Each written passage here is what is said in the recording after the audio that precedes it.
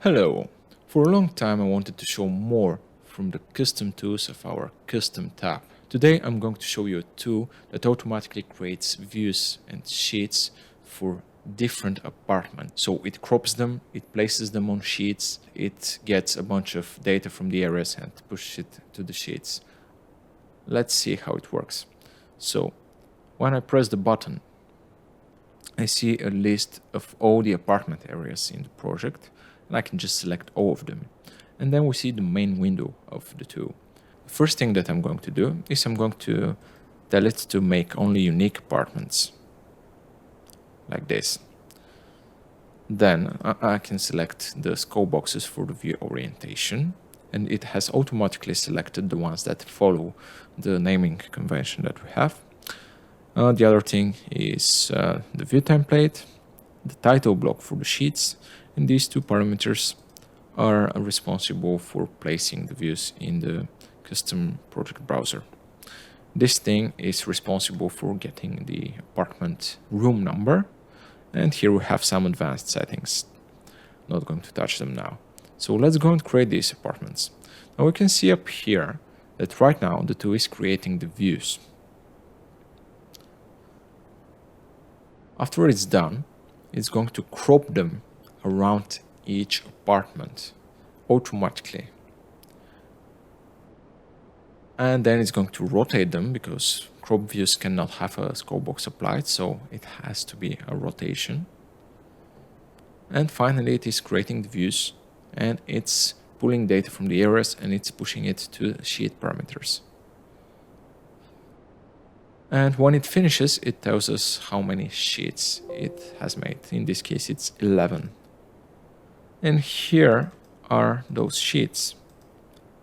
And you can see a little bit of this sample project. It's 4 buildings in the same Revit file because they share the same apartment types mostly. And they are almost the same building repeated, but not exactly. They have some differences. Anyway, so if I go to one of those sheets, this is what it looks like. In the center, we have the view that's nicely placed and cropped and pretty clean so far. Of course, we need to make a detail group, but that's going to be done later. And here on the first line, we see that we have this size of the apartment, 2 rooms, 43 square meters.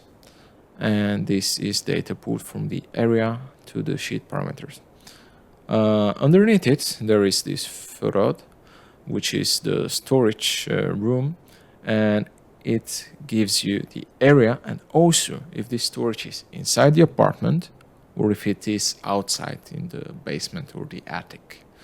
And underneath it here, you see all the apartments in the project that share the same apartment type. So these are different apartments and they are all of the same type. And you can see this graphically here in this scheme.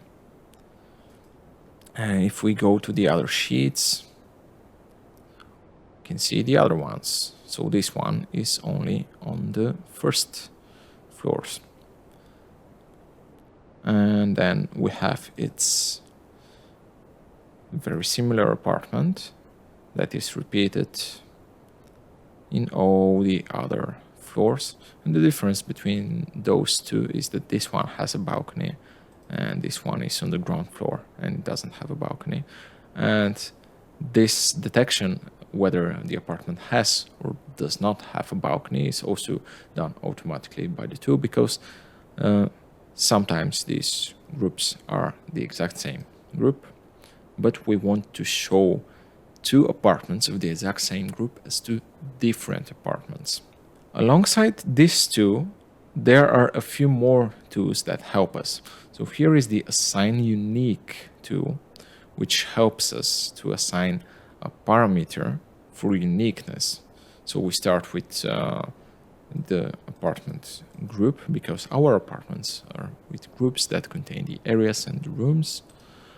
And also here we have some additional utilities, and these utilities are for renumbering areas. in the project. And also we have this option to append to unique, which means that I can select myself what apartment I want to consider unique if I need to, if I'm not happy with the automatic results for some reason.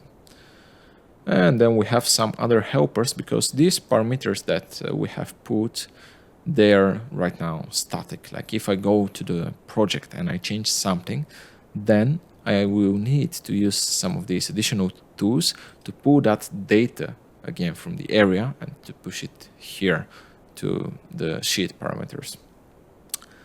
And then if I want to, for example, go and create sheets for all the apartments, because sometimes we want to do this, we want to create a separate sheet for all apartments, and this is, for example, used when these apartments are being sold, or for the contracts with whoever is going to be the new owner of each apartment. So we can just once again select all of them, and this time I'm just not going to hit make unique only, and I'm going to use a suffix for the sheet number, which is going to be, I don't know, I'm just going to put O here. So, and this time I'm going to show you the advanced settings.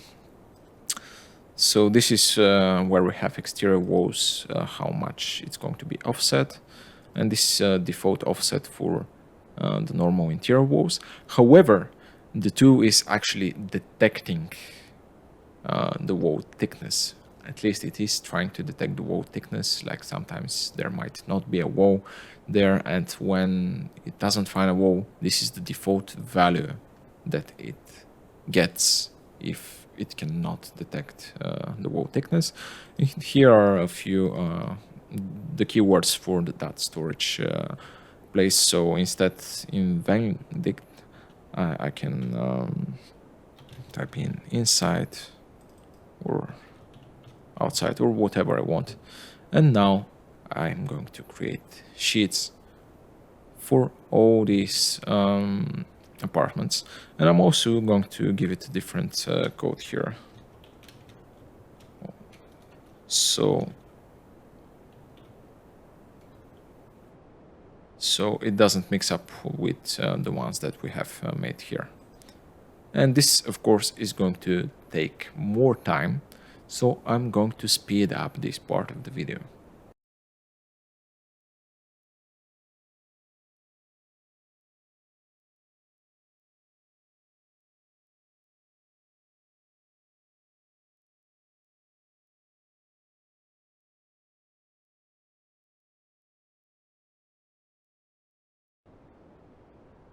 Okay, so finally we have 160 sheets created, and that took around 9 minutes, I think. So we have here this field in the project browser with 160 sheets for the 160 unique apartments that we have. And yeah, they look decent.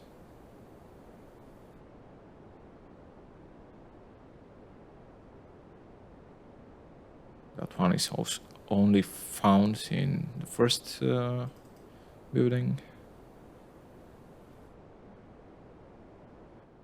And yeah, of course, like right now, each of these, you see its unique position in the building, because if this is what we want, basically, like when we have the types, then we want here in this, we call it orienteering figure, and the key plan, we want to show each instances. But now when we are showing the unique apartments on a unique sheet, we only want to see exactly where each of those apartments are.